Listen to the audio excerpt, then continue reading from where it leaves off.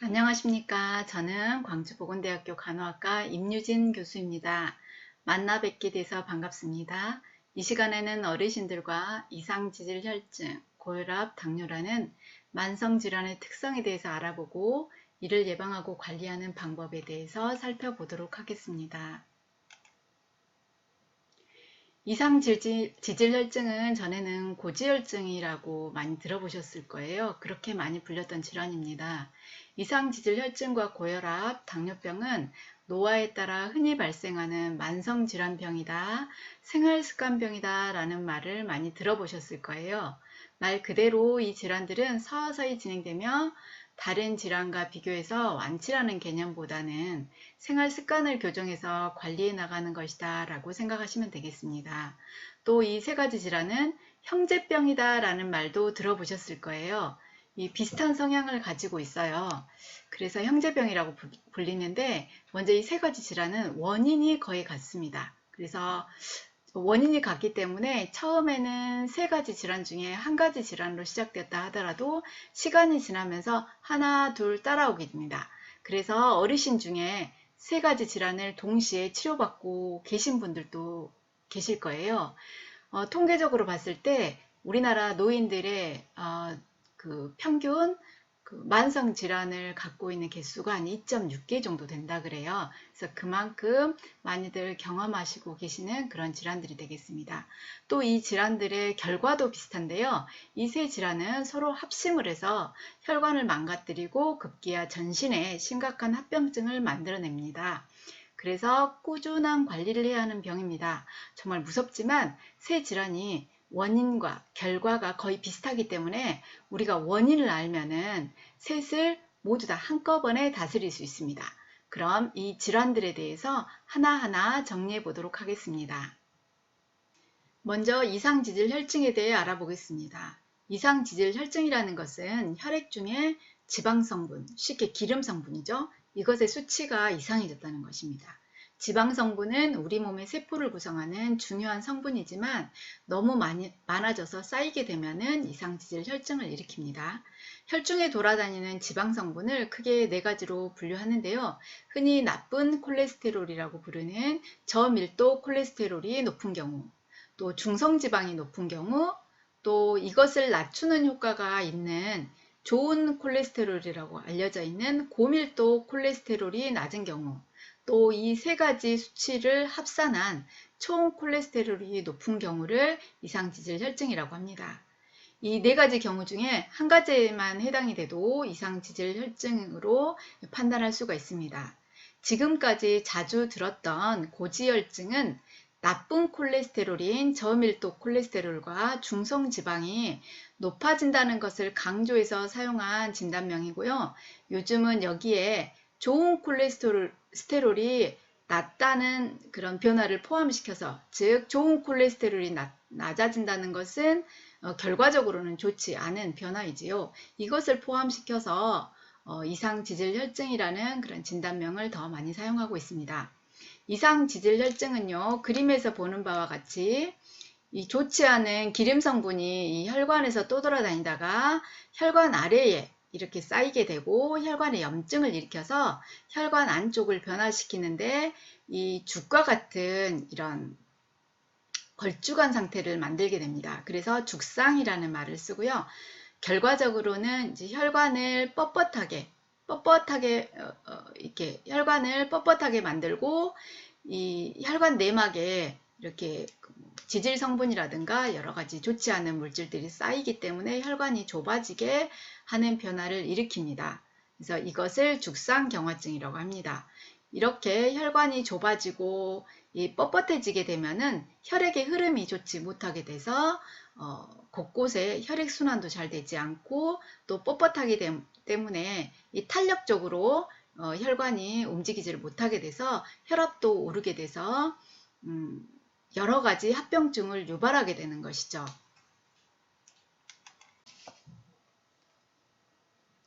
이 질환의 원인은 다양합니다. 유전도 있고요. 환경적인 요인으로는 동물성 지방이나 탄수화물 과다 섭취, 비만, 운동 부족, 연령 증가, 술, 흡연, 스트레스 등이 있습니다. 이것은 앞서 말했듯이 이상지질 혈증에만 국한되는 내용은 아니고요. 고혈압, 당뇨의 공통적인 원인이기도 합니다. 어르신들 2년마다 한 번씩 국민건강보험에서 지원해주는 건강검진 모두 받고 계시죠? 건강검진 항목 중에 지질성분 검사도 있어요. 그런데 이것은 4년에 한 번씩 지원해주는 항목으로 되어 있습니다. 그 결과지를 제가 하나 가지고 와봤는데요. 한번 같이 보시겠습니다. 이렇게 이상지질 혈증을 예측해 볼 수 있는 이 4가지 항목에 대한 검사 결과가 있는데요.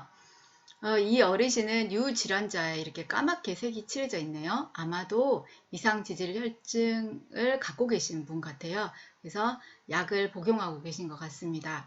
한번 그 수치들을 보시면은요, 이 나쁜 콜레스테롤이라고 알려진 저밀도 콜레스테롤은 보통 우리가 적정 수치는 100 미만이라고 알려져 있습니다.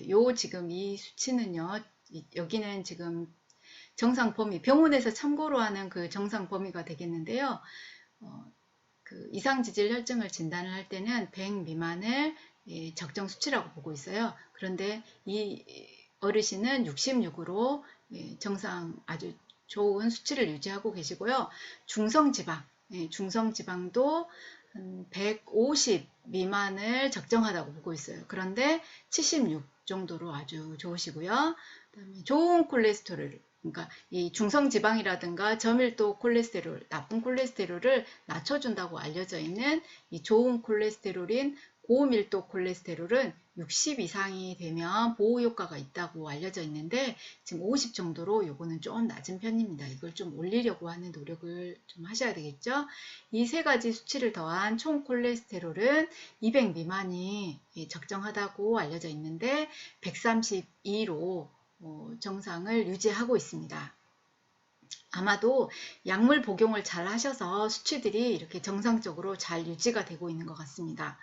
혹시 이렇게 잘 유지가 된다고 해서 약을 끊어도 되는지 궁금해 하시는 분들이 간혹 계시더라고요. 잘 조절된다고 약을 끊어버리면은 수치가 다시 올라가 버리는 경우가 아주 많아요. 그래서 임의로 약을 끊지 마시고 꼭 담당 의사 선생님과 상의하시기 바랍니다. 이 약물에 관한 것은 고혈압, 당뇨도 마찬가지입니다. 이상지질 혈증이 무서운 게요.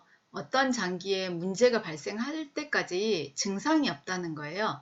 그래서 정기검진을 통해서 혈액검사를 해봐야만 알 수가 있습니다. 그래서 꼭 정기검진 놓치지 마시고 받으셔서 확인하시고 혹시 높다면 꼭 진료를 받아보시기 바랍니다.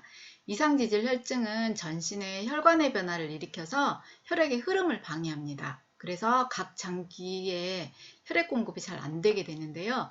그 중에 우리 몸의 핵심이 되는 장기인 뇌와 심장에 가장 위험한 경우를 발생하게 하죠. 즉 심장 혈관이 좁아져서 가슴에 통증을 유발하는 협심증, 또 심장 혈관이 꽉 막혀서 심장 근육이 썩어 들어가는 그 괴사에 빠지는 심근경색, 뇌혈관이 막히는 뇌경색, 즉 중풍이 찾아오는 겁니다.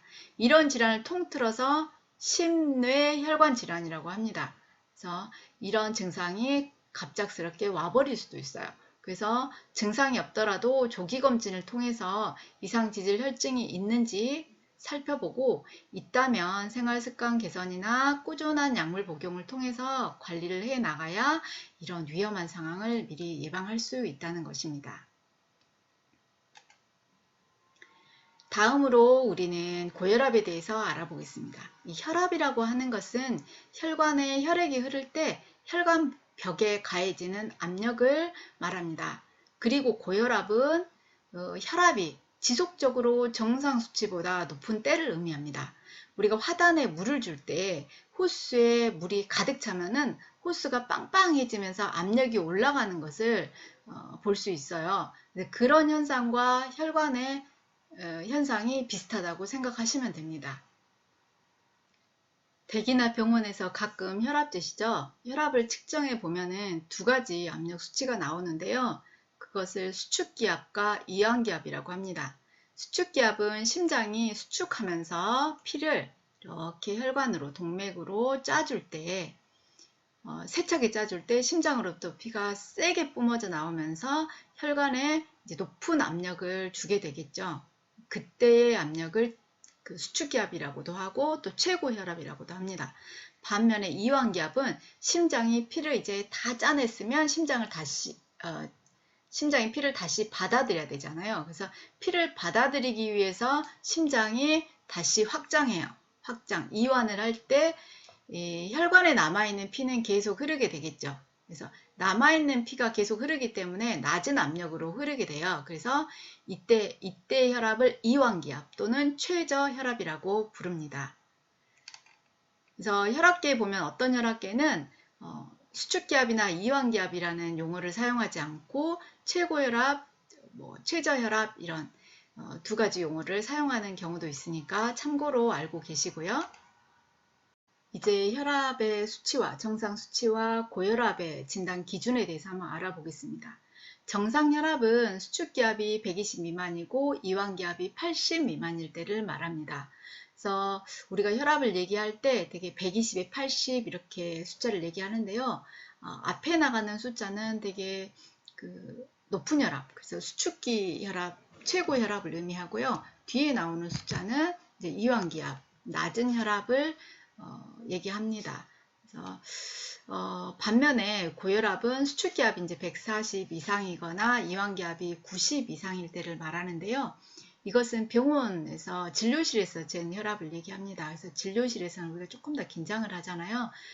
그래서 140 이상이나 90 이상일 때를 의미하고요. 가정에서 쟀을 때는 조금 더 낮은 수치를 가지고 의심을 할 수 있습니다. 그래서 수축기압이 135 이상이거나 이완기압이 85 이상일 때 이 고혈압을 한번 의심해 봐야 합니다. 보통은 혈압이 오를 때 수축기압과 이완기압이 같이 이렇게 올라가는데 노인들에게는 흔히 수축기압만 오르는 수축기 단독고혈압이 발생하기도 해요. 그래서 수축기압만 140 이상으로 오르고 이완기압은 90 미만으로 그렇게 많이 오르지 않는 거죠. 그래서 이것을 수축기 단독고혈압이라고 말하고 이것도 마찬가지로 고혈압과 똑같이 관리를 해야 합니다. 일반적으로 노인 환자들에게 혈압은 140에 90 미만을 목표로 해서 관리하기를 권장하고 있습니다. 이 혈압 관리의 시작은 혈압 측정이라고 할 수가 있는데요. 집에 전자혈압계 하나씩은 아마 가지고 계실 거예요. 그 전자혈압계로 그 정확한 혈압을 측정하는 방법에 대해서 살펴보도록 하겠습니다. 이 혈압은 측정 환경이나 측정 부위, 그래서 측정 시 어떤 상황에 따라서 변동성이 크기 때문에 일관된 시간과 환경에서 여러 번 측정해 보는 것이 좋습니다. 그래서 안정된 상태에서 혈압을 측정하기 위해서는요, 측정 전에 흡연, 담배 또는 술, 카페인 섭취는 하지 마시고요. 조용한 환경에서 앉은 자세로 최소한 1, 2분 정도 편안하게 계셔야 됩니다. 그래서 1, 2분 간격을 두고 적어도 두세 번 반복 측정해서 평균값으로 혈압을 결정하시면 되고요.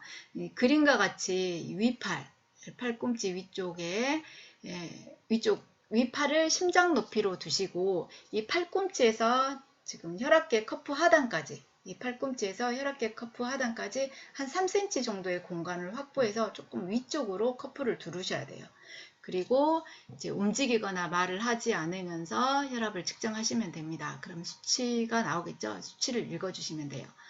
혈압은 아침에는 이제 잠자리에서 일어나서 1시간 이내, 그다음에 소변을 본 후에, 그다음에 아침 식사 전에, 또 고혈압약 복용하기 전에 재시는 것이 좋고요. 저녁에는 잠자리 들기 전에, 그리고 이제 이외에 측정이 필요하다고 판단되는 경우에 어느 때라도 측정을 해서 혈압을 기록을 하시길 바랍니다.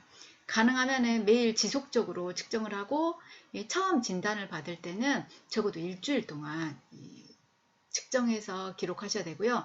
치료 받고 계실 때는 적어도 외래 방문 전에 한 5 내지 7일 마찬가지로 일주일 정도 측정해서 기록을 가지고 가시면 도움이 될 거예요. 혈압을 측정해 보시고 양쪽 팔의 혈압 차이가 너무 큰 경우는 반복 측정해도 너무 큰 경우는 검사가 필요하니까요. 꼭 의사 선생님께 진료 받으실 때 상의 받으시길 바랍니다. 이상에서 설명드린 이런 지침을 잘 지키시면서 어르신 자신의 혈압을 꼭 측정해 보시길 권해드립니다. 혈압은 이 혈액이 혈관 벽에 부딪히는 압력이라고 있습니다. 그래서 지속적으로 높은 혈압인 이 고혈압이 지속이 되면은 이 센 압력에 의해서 혈관 벽이 손상을 입게 되고 염증이 유발되고 염증 부위에 좀 전에 말씀드린 기름 성분이나 여러 좋지 않은 물질들이 혈관에 더 잘 쌓이게 만드는 환경이 됩니다. 그래서 마찬가지로 혈관이 점차 좁아지면서 혈액 흐름이 나빠지겠죠. 이상 지질 혈증과 마찬가지 결과를 낳게 됩니다. 그래서 고혈압을 침묵의 살인자라고도 하는데요. 그 이유는 고혈압도 마찬가지로 혈관이 상당히 망가질 때까지 증상이 나타나지 않는다는 거예요. 그래서 조용히 우리 건강을 망가뜨리는 그런 범인이라는 거죠. 그래서 고혈압이 어느 정도 진행이 되면 두통이라든가 시야가 흐려지고 어지럽고 구토, 토하게 되고 피곤하고 우울하고 코피 나는 증상, 이런 다양한 증상들이 나타나고요.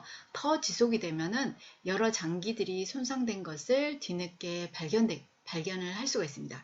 눈도 나빠지고 이렇게 다리 혈관도 망가지고요.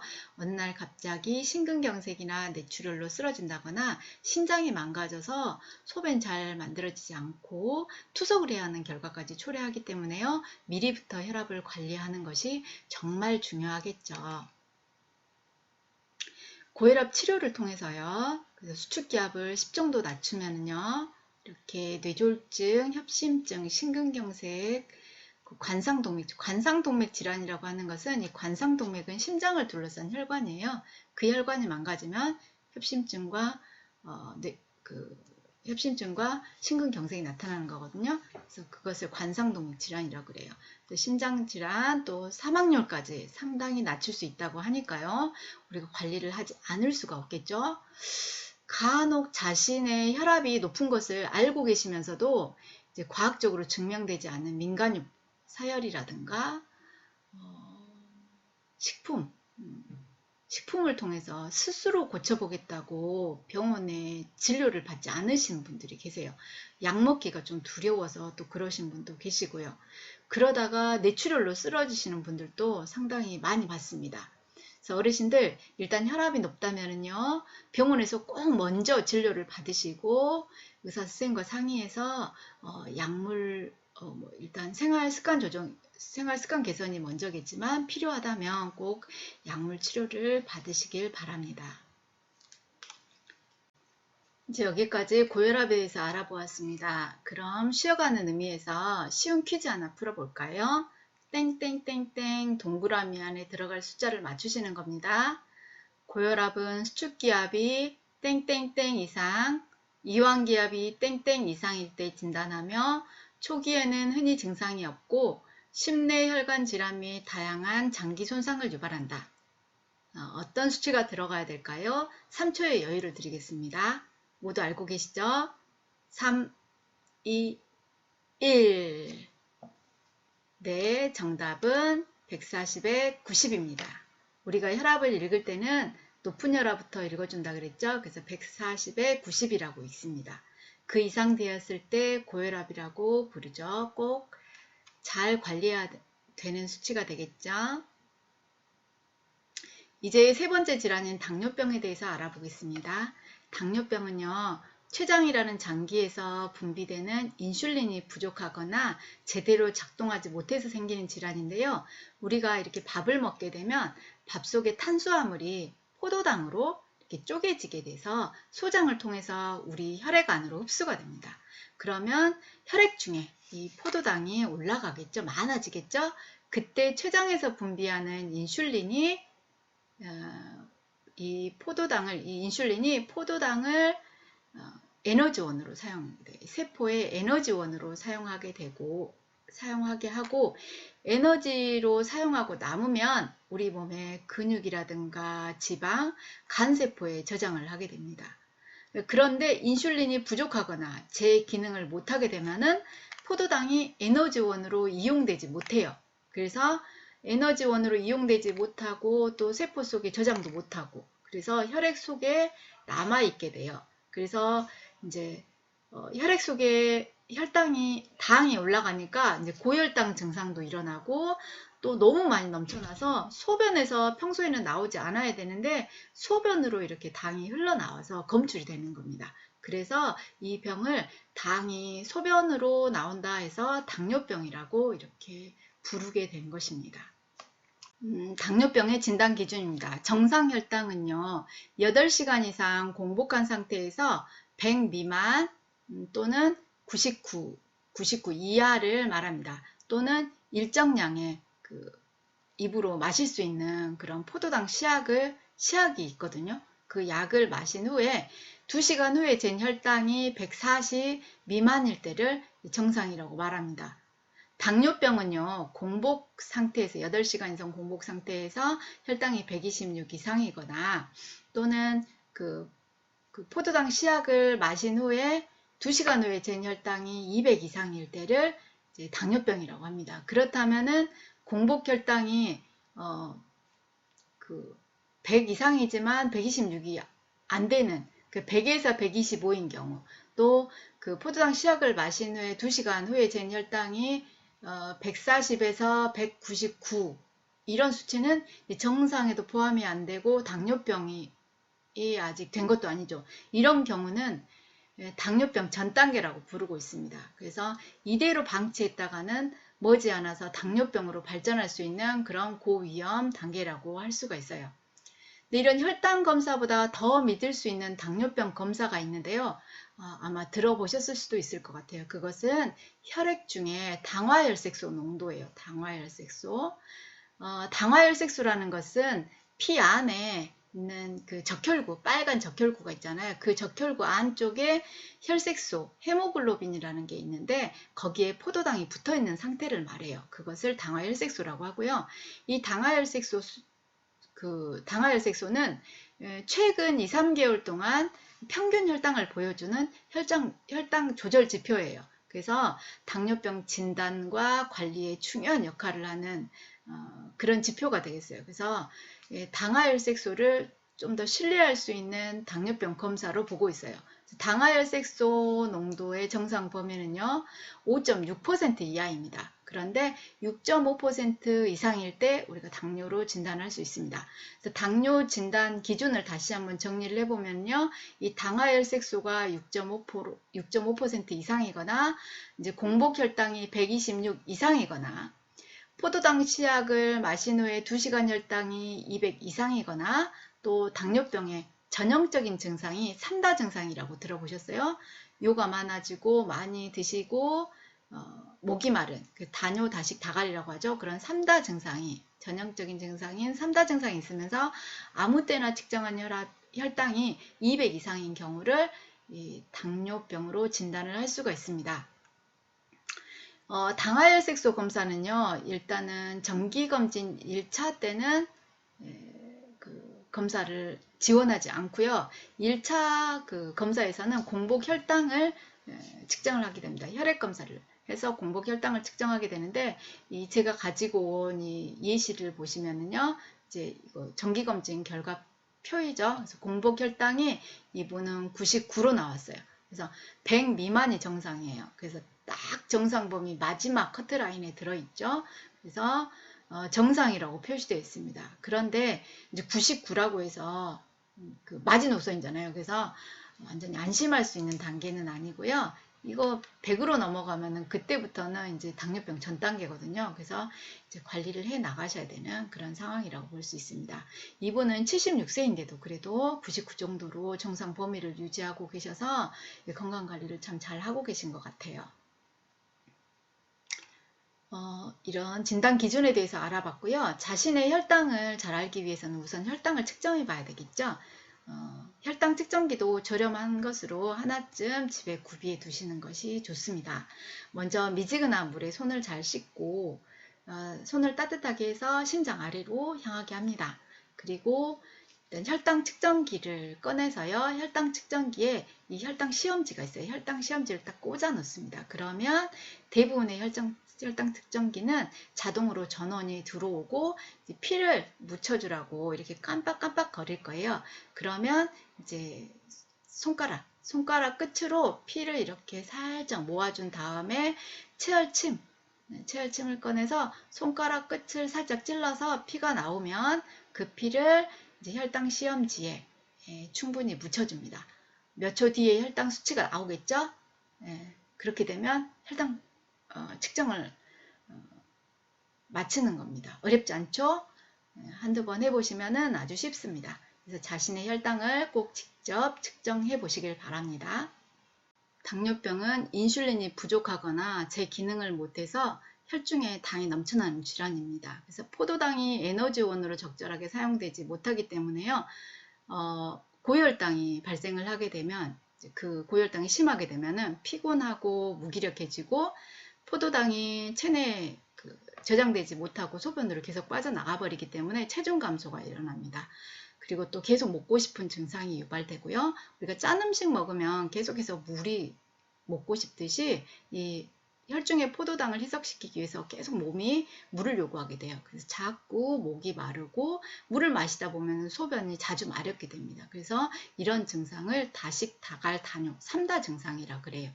이렇게 심한 고혈당 증상이 있으면요, 바로 혈당을 체크해 보시고 혈당을 떨어뜨릴 수 있도록 인슐린을 투여해서 이제 관리를 하셔야 합니다.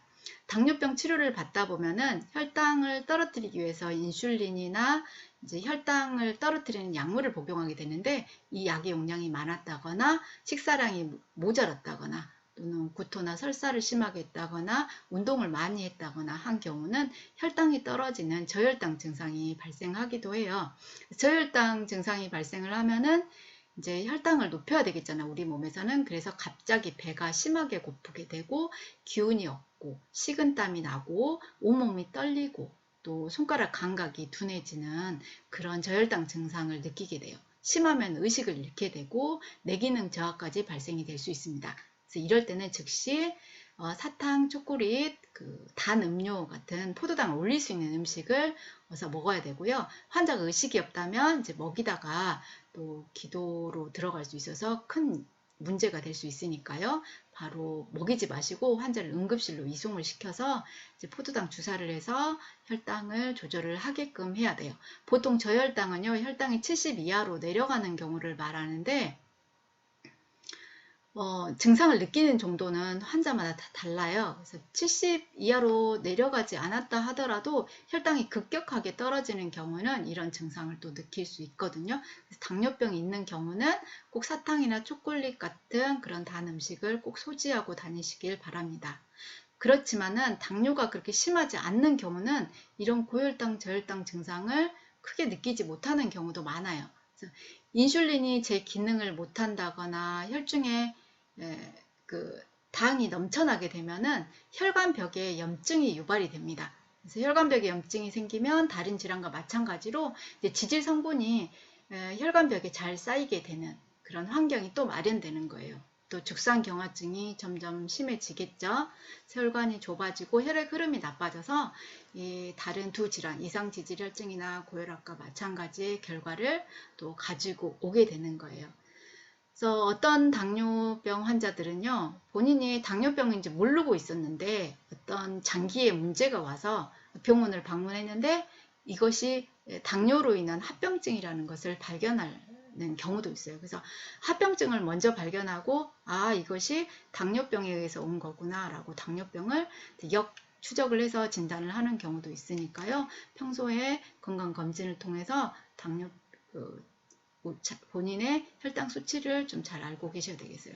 당뇨병은 합병증이 되게 무섭다고들 하잖아요. 그래서 당뇨는 전신의 혈관을 망가뜨릴 뿐만 아니라 말초 신경을 손상을 시켜서 감각을 이상하게 만들어요. 그래서 이제 말초 쪽, 특히 발 같은 경우 이 상처가 났어도 감각이 둔해지다 보니까 이게 상처가 난지 모르고 그게 계속 방치가 되는 거죠. 그래서 당뇨발이 발생하는 거예요.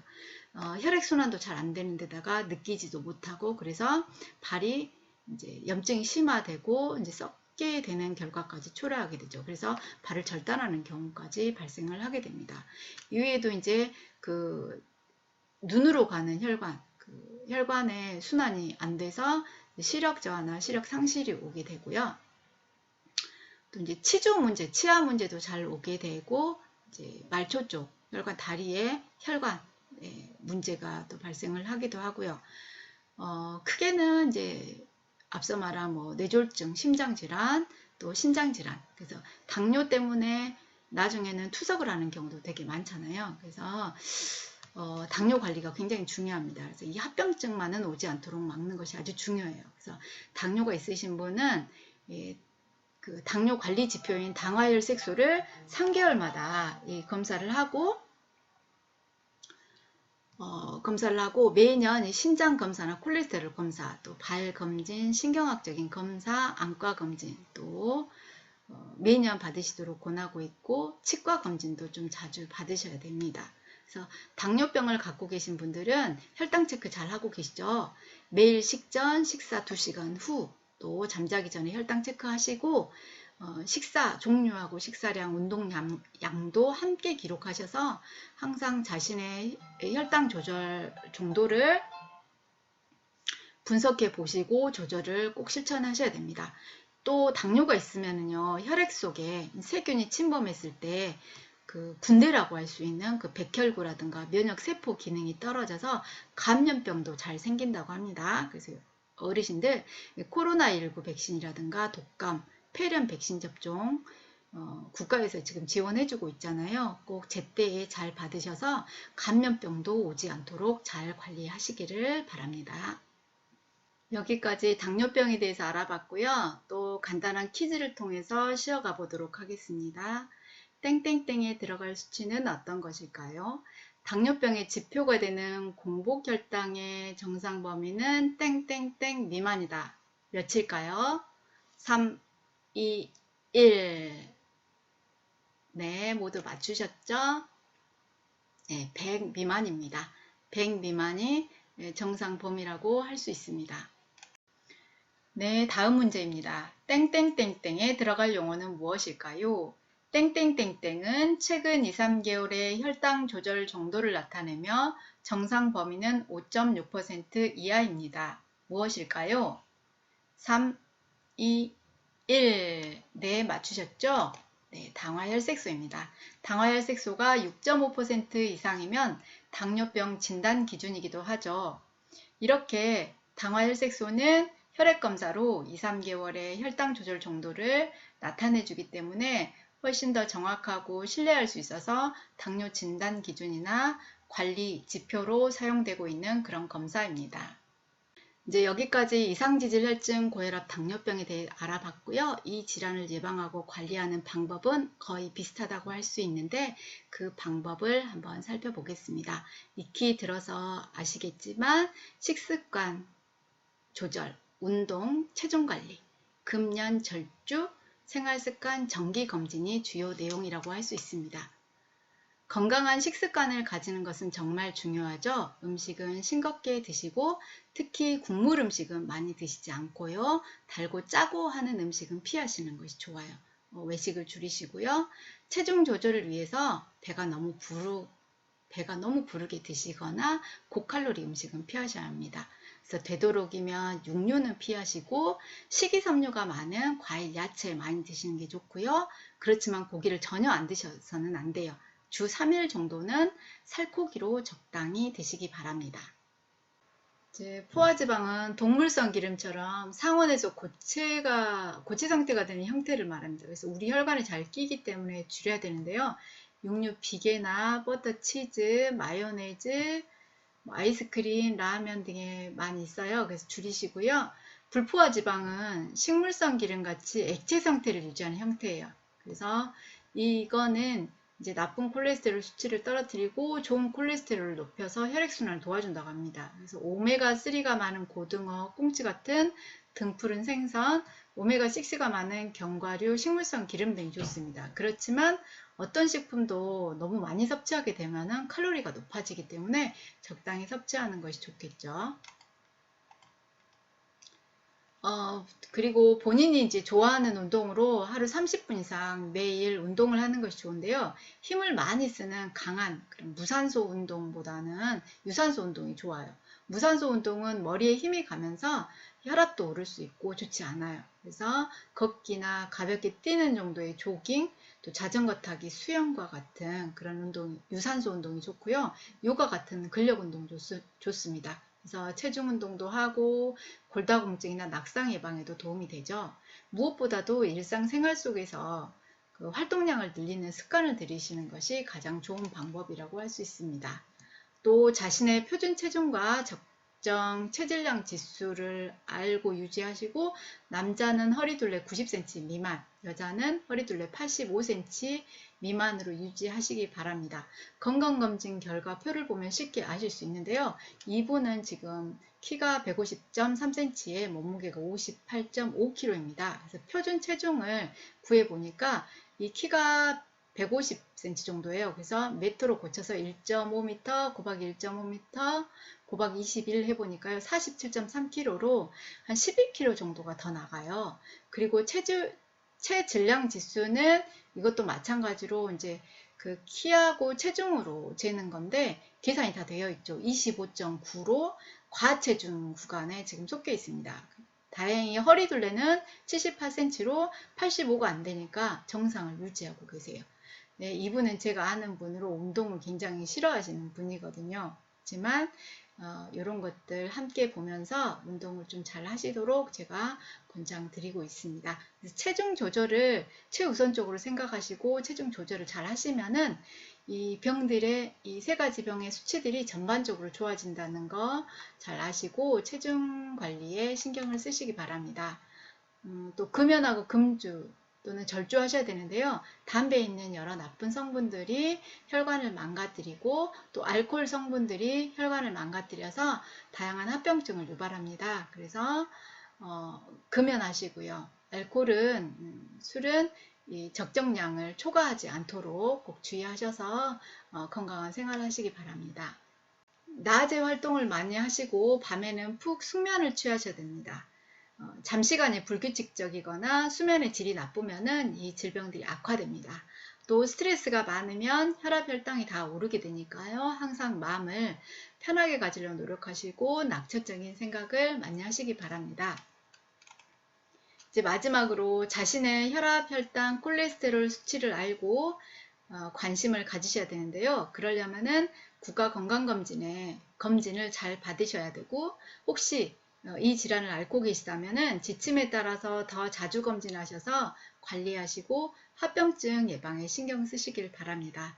또 이 질환이 아직 오진 않았지만은 수치가 정상을 넘어섰다고 하면은 이 질환으로 진행되지 않도록 항상 신경을 써주시고요. 마지막으로 마무리 퀴즈 하나 더 풀어볼까요? 이상지질혈증, 고혈압, 당뇨는 땡땡의 염증, 노화, 죽상경화증을 일으켜 만성적으로 땡땡을 망가뜨린다. 3, 2, 1 모두 맞추셨죠? 네, 답은 혈관입니다. 혈관은 우리 몸 어디에나 뻗어 있어서요. 우리 몸의 모든 장기에 손상을 유발시킬 수 있어요. 그리고 생명까지도 위협할 수 있다는 거죠. 그래서 혹시 이런 질병 가지고 계시다면은 위험한 상황이 오지 않도록 잘 관리하셔서 건강한 생활을 하시기 바랍니다. 오늘 저랑 함께 알아본 이상지질혈증, 고혈압, 당뇨에 대한 정보는 대부분 질병관리청 국가건강정보 포털 사이트로 가시면 많은 교육 자료가 있는 것을 확인하실 수 있습니다. 그래서 참고하시길 바랍니다. 저의 강의를 경청해 주셔서 감사드리고요. 어르신들 코로나19 조심하시고 파이팅 하시길 바랍니다. 건강하시고 수고 많으셨습니다.